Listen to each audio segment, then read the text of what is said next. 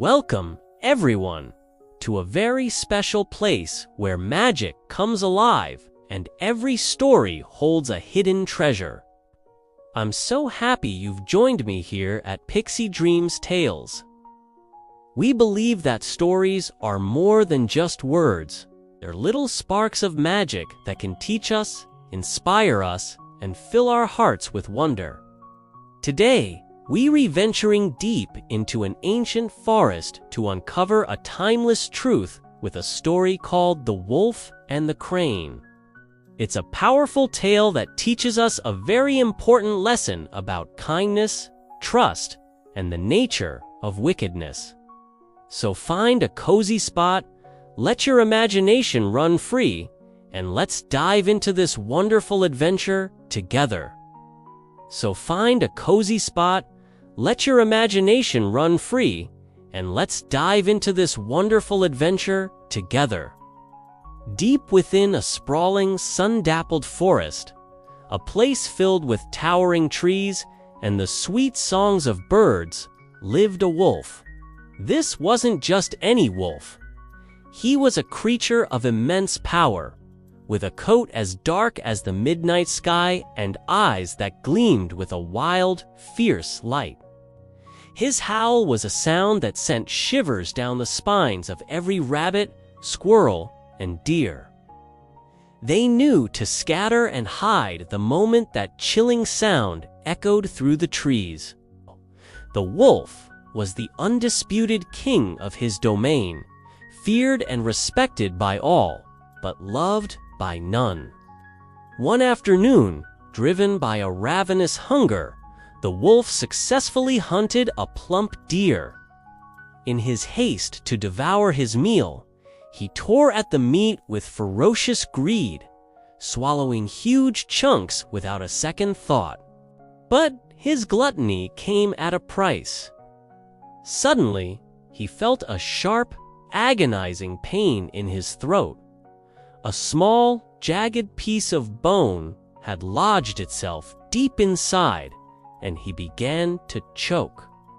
He coughed and gagged, his breath coming in ragged, desperate gasps. Panic set in. The bone was stuck fast, and with every attempt to swallow, it only seemed to dig deeper. The searing pain was unbearable, and he couldn't eat, drink, or even roar properly. Frantic and in agony, the wolf stumbled through the forest, groaning and whimpering. He tried to call for help, but his voice was a strangled, pathetic rasp. He approached other animals, his eyes wide with desperation, but they all scurried away in terror. Why would anyone help the very beast who had spent his life terrorizing them? They watched from a safe distance, their hearts a mixture of fear and, perhaps, a little bit of satisfaction. The mighty wolf was finally helpless. As the hours passed, his desperation grew. He realized his pride and ferocity were useless now. In a final, desperate plea, he managed to cry out, his voice hoarse, "Help me! I will give a great reward to anyone who can remove this wretched bone. I swear on my honor as a wolf, I will not harm you." His promise hung in the silent forest air. The smaller creatures peeked from behind bushes and trees, but none dared to move. A reward from a wolf. It sounded too good to be true. It sounded like a trap. But then, a figure appeared, stepping gracefully from behind a thicket of reeds near the river.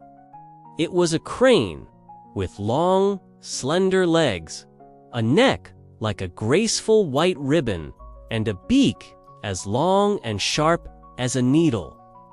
The crane was known throughout the forest for her gentle nature and compassionate heart.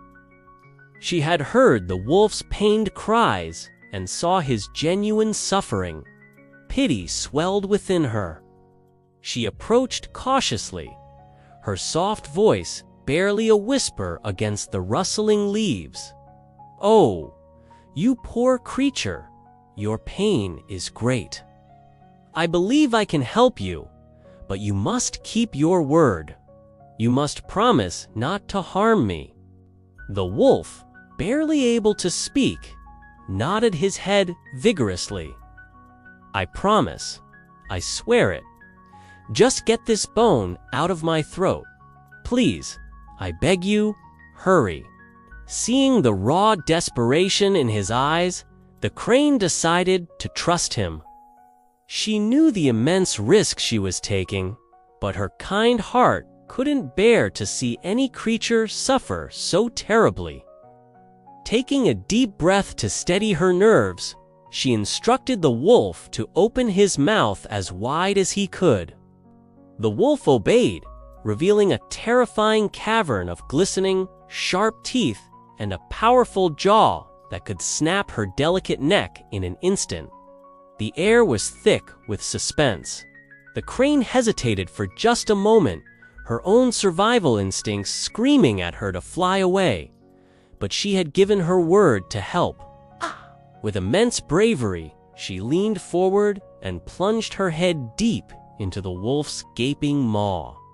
It was a dark, frightening place, but her focus was absolute.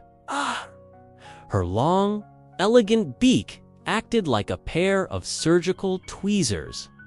She carefully navigated past the rows of deadly teeth, her beak probing gently until she located the sharp edge of the bone lodged in his throat. With precision and a steady hand, or rather, a steady beak, she grasped the bone firmly and, with a swift, gentle tug, pulled it free. The wolf let out a huge, shuddering sigh of relief. "Ah, it's out. I can breathe again." The agonizing pressure was gone. It could swallow, he could breathe. He was free from the pain. The crane stepped back, a sense of quiet pride and relief washing over her.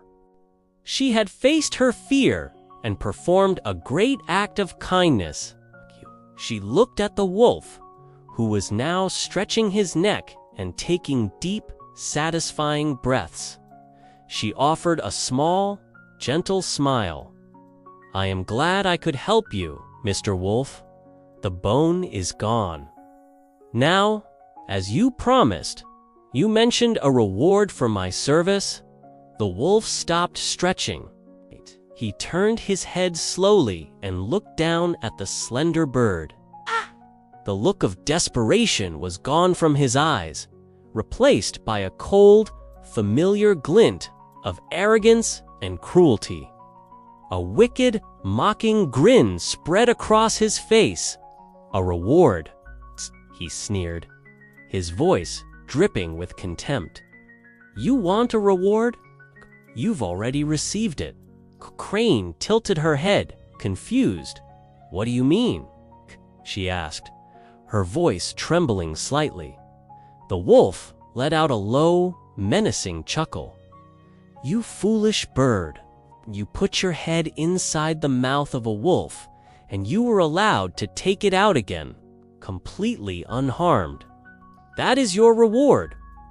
Isn't living to see another day enough for you?" The crane stared at him, her heart sinking. She was utterly speechless. The shock of his betrayal felt colder and sharper than any tooth. But you gave your word," she stammered, her voice filled with sorrow and disbelief. The wolf simply scoffed, turning his back on her. "Be grateful I didn't snap your head off for your trouble," he growled over his shoulder. "Get out of my sight before I change my mind." Heartbroken and disillusioned, the poor crane had no choice but to spread her wings and fly away. She soared above the treetops, tears welled in her eyes. It wasn't the loss of a reward that hurt her so deeply. It was the sting of his cruel deception. she had risked her own life out of pure compassion, only to be met with mockery and threats. On that day, she learned a bitter but invaluable lesson. One should never expect gratitude or fairness from the wicked. An evil heart cannot produce a good deed. And so, my dear friends, we come to the moral of this powerful story. It's a simple but profound truth. Don't expect gratitude from the wicked. This doesn't mean we should stop being kind or stop helping those in need. Not at all. Kindness is one of the most beautiful gifts we can share. However, the story of the wolf and the crane teaches us the importance of wisdom and discernment. It reminds us to be cautious about who we place our trust in. Some people, like the wolf, are driven by their own selfishness and cruelty. No matter how much kindness you show them, they may never be able to return it. True goodness comes from a good heart, and you cannot expect to find it where it does not exist. So, always be kind, but also be wise. Protect your own heart and choose carefully who you offer your trust to. Thank you so much for joining me for this story here at Pixie Dreams Tales. I hope the tale of the wolf and the crane gave you something special to think about. If you enjoyed our time together, please show your support by giving this video a like, sharing it with someone who loves stories, and subscribing to our channel.